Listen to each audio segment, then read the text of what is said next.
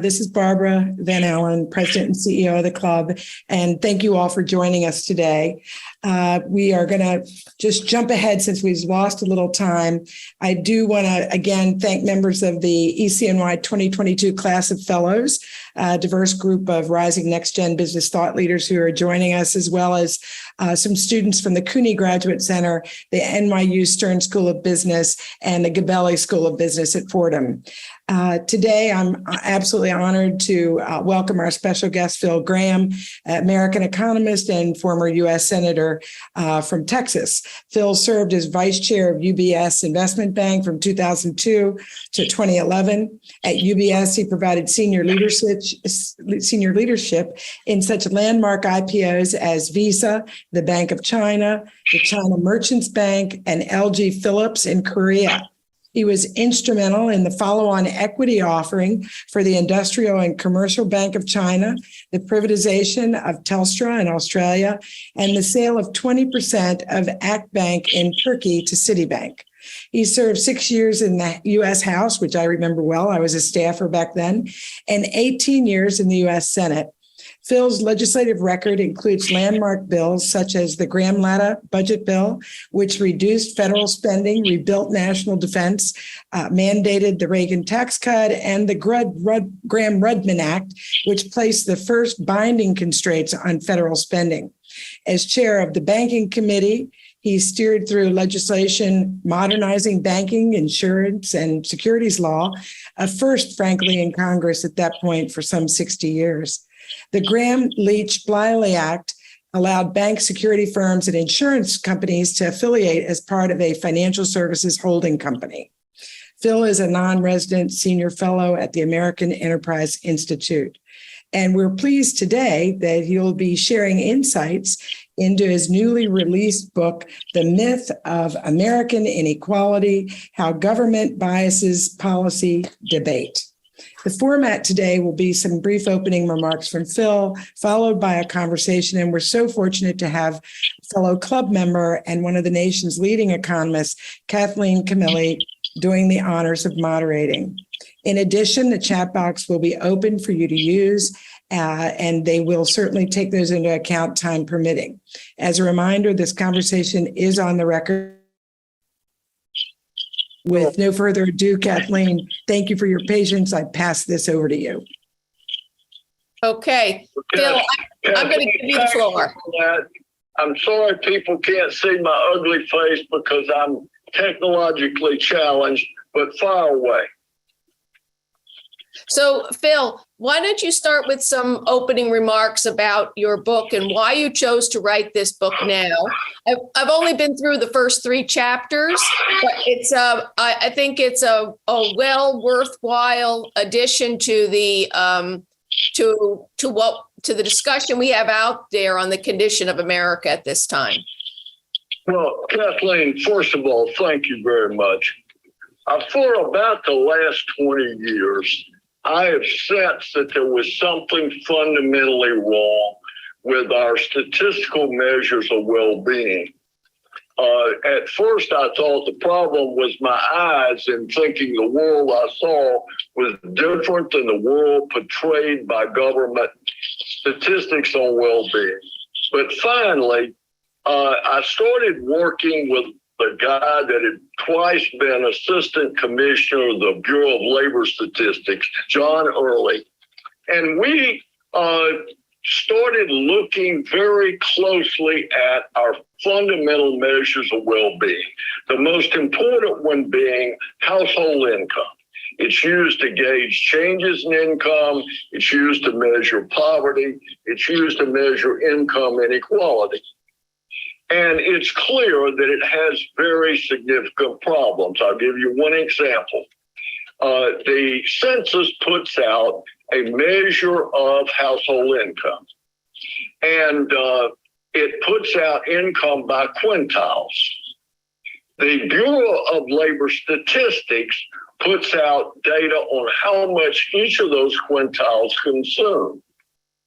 And for the last decade, the bottom quintile of household earners in America has consumed roughly twice what it has earned. The second quintile has consumed about 10% more than it has earned, and the top quintile has consumed only half of what it has earned. And though there's no evidence that the thrift rates are that high. How did that happen?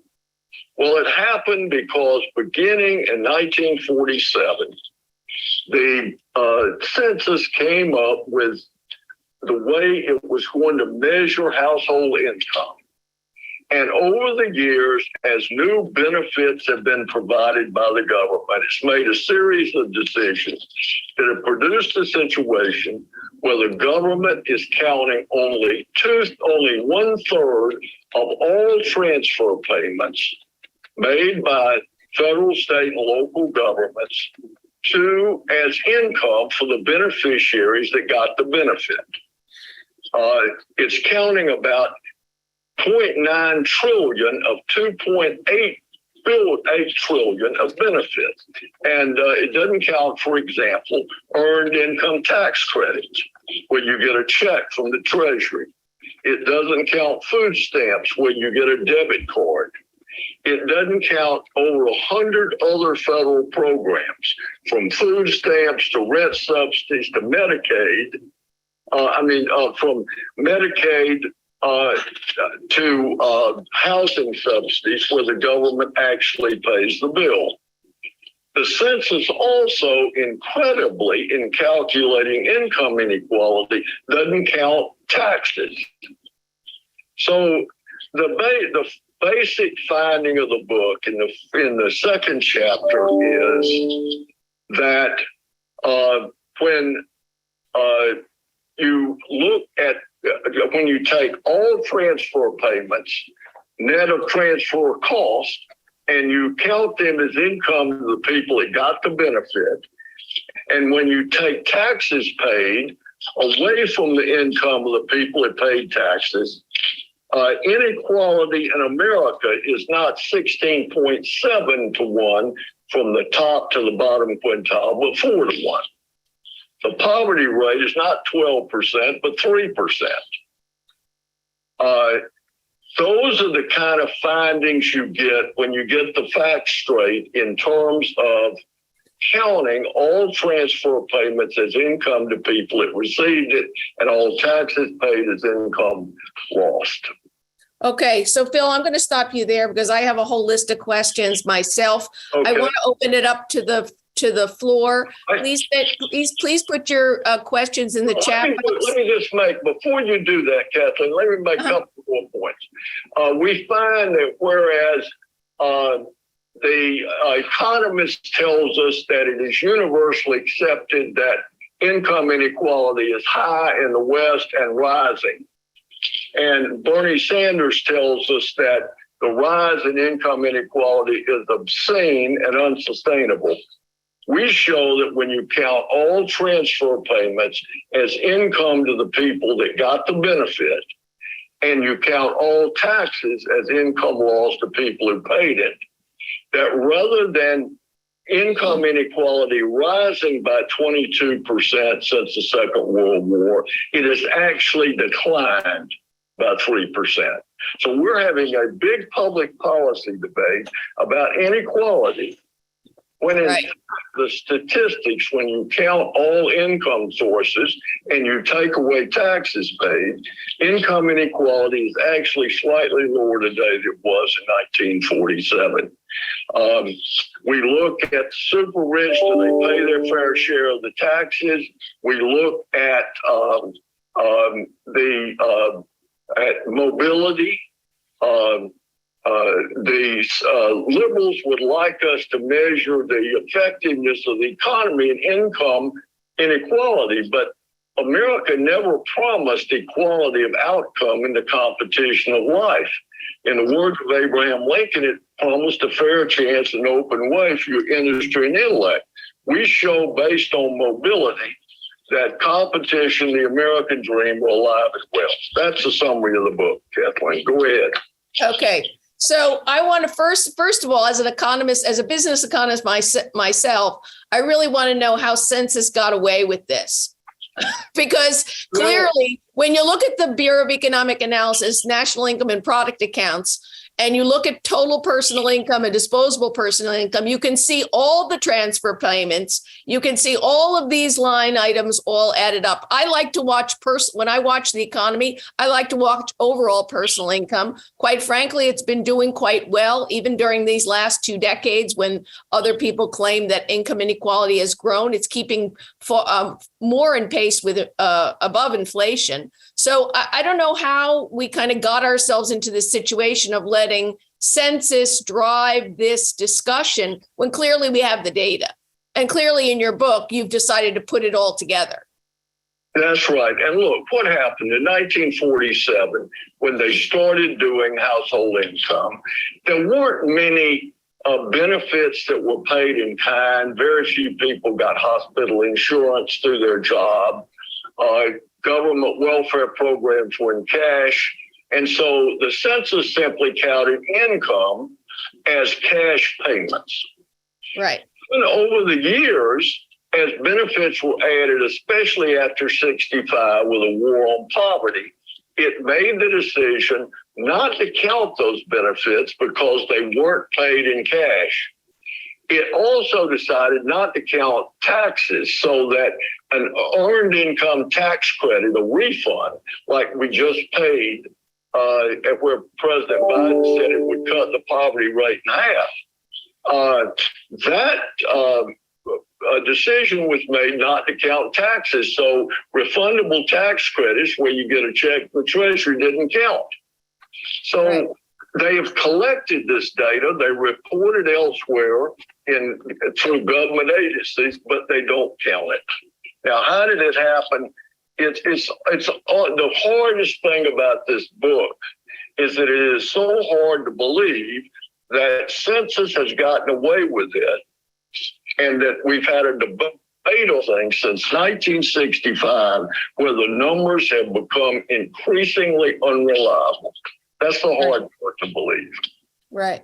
And I don't know who it is, who would be in charge of having the census change the calculation. I don't know who would be in charge of that.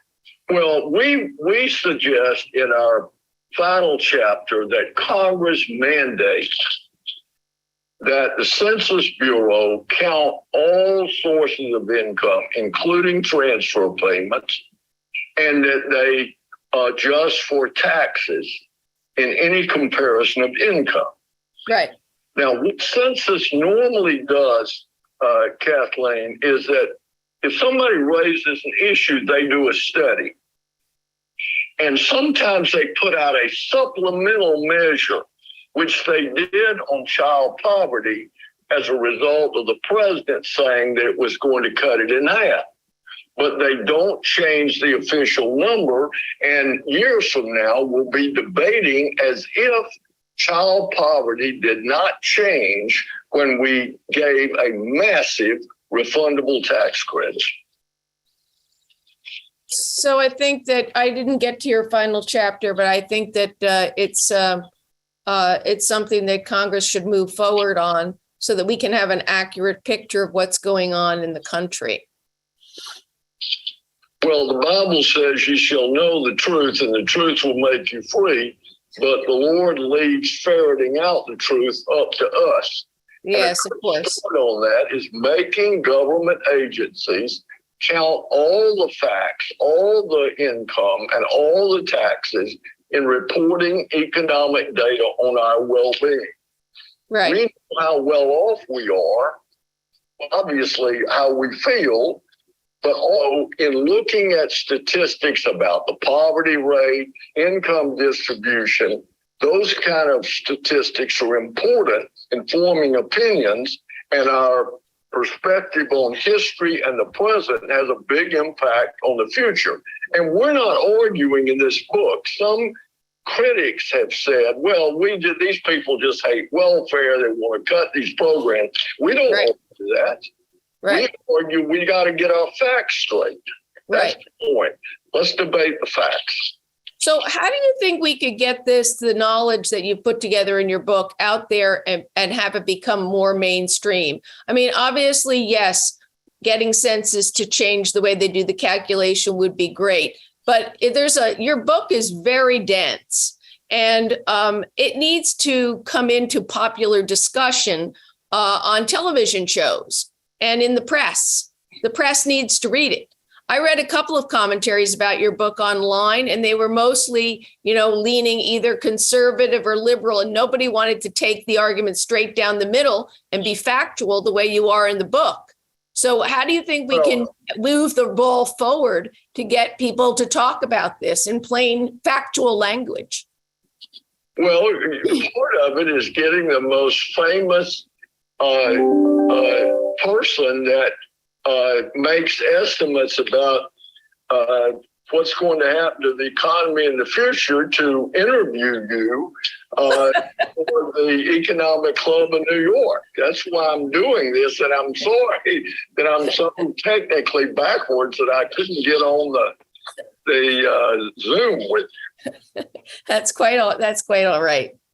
But yes, we do need more people other than me to talk about it, and we need economists who want to talk about facts. So what else can I ask you about the book? Let me say one other thing. The book has numbers and graphs, but it requires only the ability to add and subtract.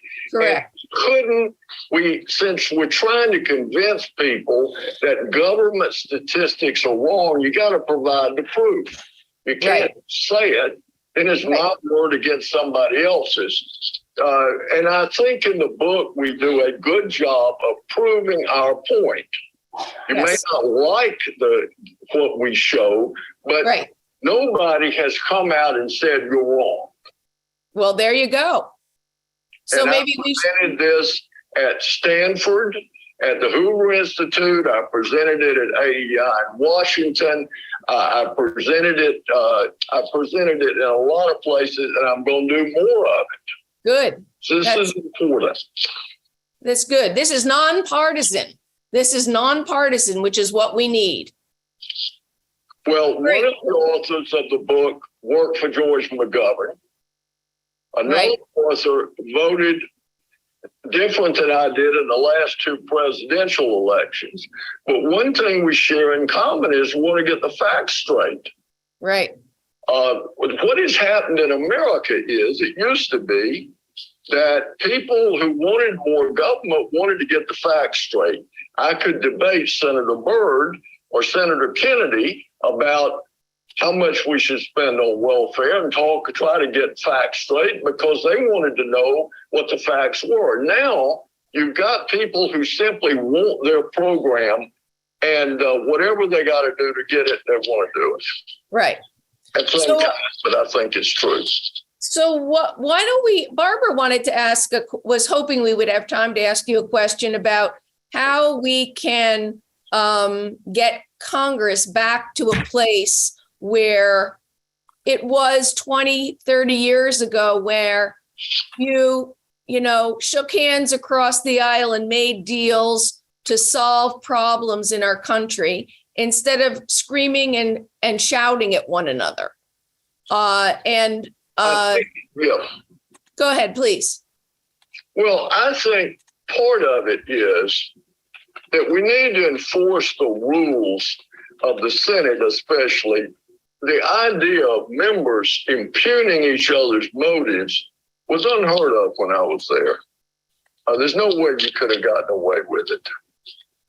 Secondly, I don't think it's all Congress's fault. We're now debating issues that are far more important and it would have a far more profound effect on society than we debated when I was in the Senate 20 years ago. Senator Byrd and Senator Kennedy wanted government to play a bigger role in American society, but they didn't want to tear up the economic system and start over. Right. And it's this big division that is so difficult to bridge. Debating marginally how to change American policy is something you can get people to do. But if people have very different visions of the country they want, and there's no compromise in between. You get the kind of gridlock we have.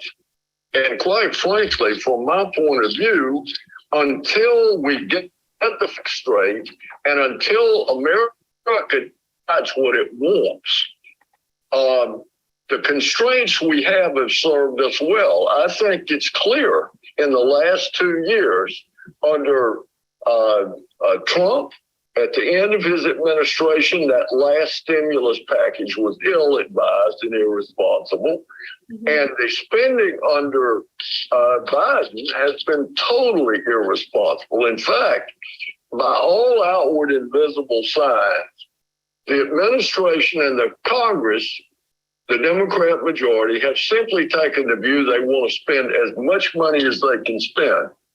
And you increase spending by 50% in 1 year, and then people marvel that prices go up. Yeah. What else could have happened? Yeah. With no possibility. Could have produced any other result. Yeah.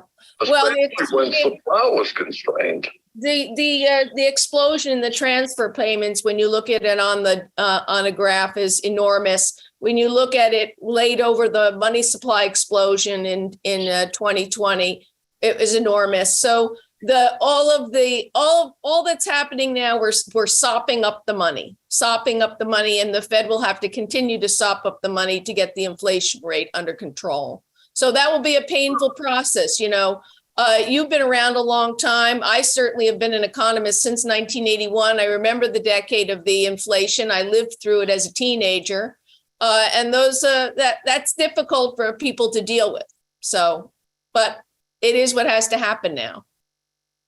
Maybe we don't have any. In fact, inflation is a huge problem and is hurting working people. Real wages are falling. And Yes. Government spending and monetary policy are responsible. Yes, well, About that.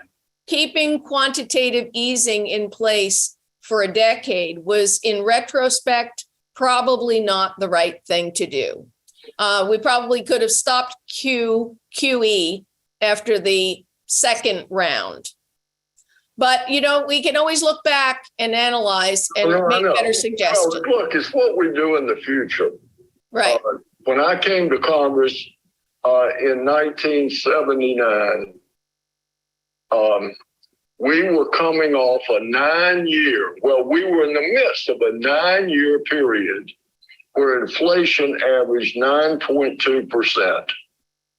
Yep. Inflation was 13.5% the day Ronald Reagan became president. I remember it well. Rates were 21.5%, and we stopped it. Yeah. And how did we do it? Well, we had Paul Volcker as chairman. Yeah, we had Paul Volcker as chairman. Despite the fact that Reagan increased defense spending initially, he cut spending as a percentage of GDP over the 8 years. He reduced regulatory burden, and he provided incentives for people to work, save, and invest. And sure enough, they worked, they saved, and they invested. Yeah, they did. And one of the negative impacts of this explosion in transfer payments that I present in the book is that we have now, transfer payments have grown so rapidly to low-income people that they far outpace real wages of middle-income Americans. And so you now have a situation where the bottom 60% of the people in the country have basically the same income. And so only 36% of the prime work age people that are poor actually work. Right. From 68%. And this explosion of spending in the last 2 years has started to affect the labor force participation rate among middle income Americans. Yes. When everybody's riding in the wagon, who's going to pull it? Right. So that was one of the questions on my list is, we have a 3.9% unemployment rate. We've got a participation rate at 62.9. We have baby boomers that are leaving the labor force with a smaller cohort of younger workers entering, not enough of them entering the labor force. And so who's going to do the work? I mean, businesses, I serve on 2 boards of directors, and businesses are straining to find employees. And when they do find them, the turnover rates are high because they jump ship. Some people don't want to work. Now, look, have you been into a restaurant or a store lately that doesn't have a help wanted sign? Right. And that's not just in the US. That's in a lot of other countries as well. So that's true. And again, if we had the labor force participation rate among low-income people, if it was today what it was in 1965, we would have a huge number of additional workers.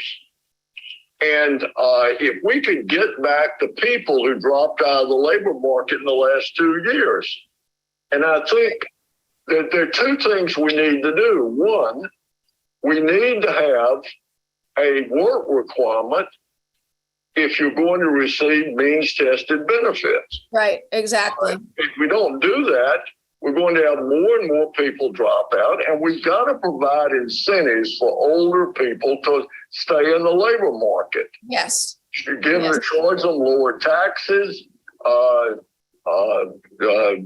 There are many things we can do that would encourage people that are healthy, that don't feel 66, right, and would continue to work if they had incentives to do it. We need to provide the incentives. That's right. I couldn't agree with you more. While we're at it, we might as well talk about immigration, because clearly there are people outside of the U.S. who would love to be in the U.S. working, and we've shut our borders. So, what's your view on that? What should we do there? Well, listen, we need to open up our programs to let skilled people into the country who want to come here and work. We ought to dramatically increase the quotas where we're letting in people in H-1B programs. The tightening up on legal immigration was a tragic mistake. Yes. And no one was more responsible than Trump. But Biden has continued basically the same program.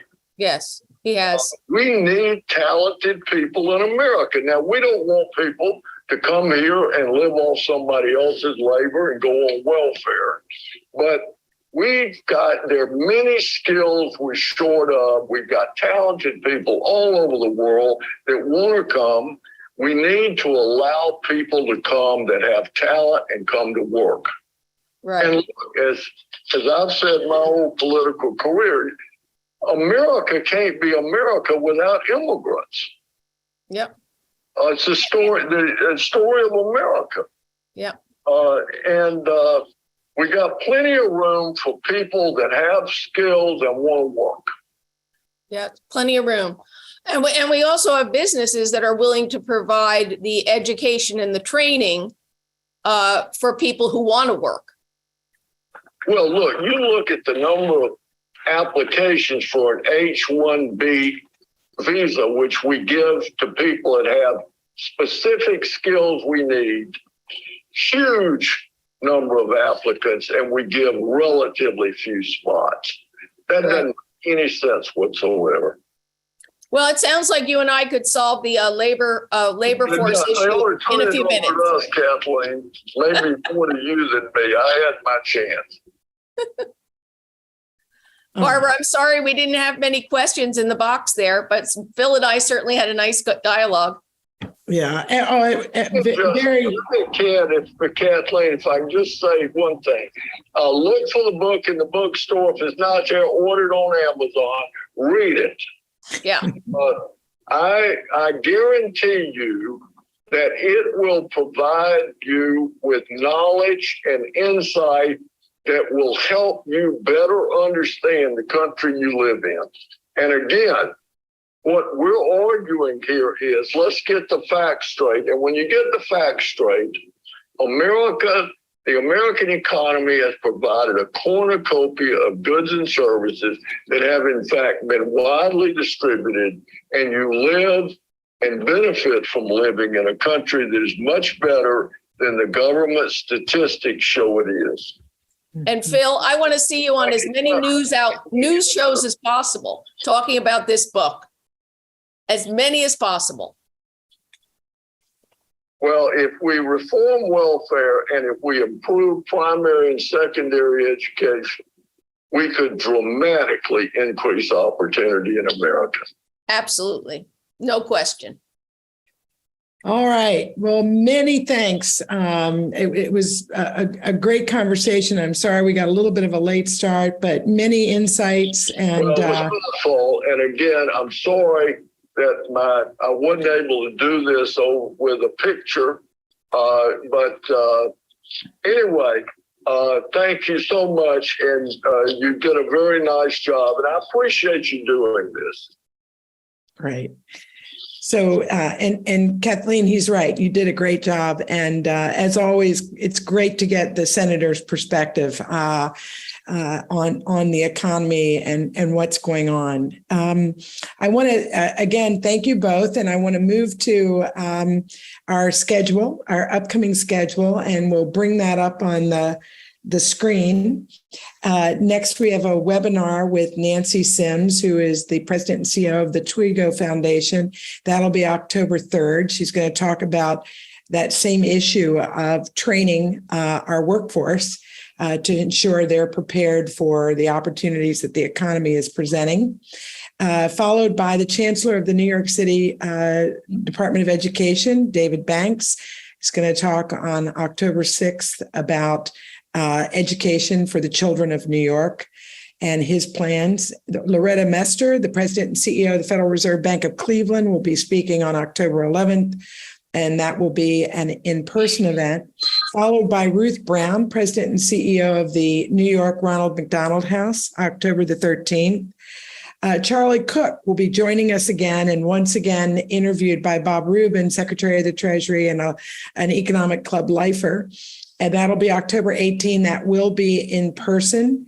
And just a reminder, guests are welcome to attend with a member at the member rate. So it's a special offer for that particular event in person, October 18. We have invited both candidates for governor of New York. And so far, we have been able to confirm Lee Zeldin for October the 26th. That will be also virtual.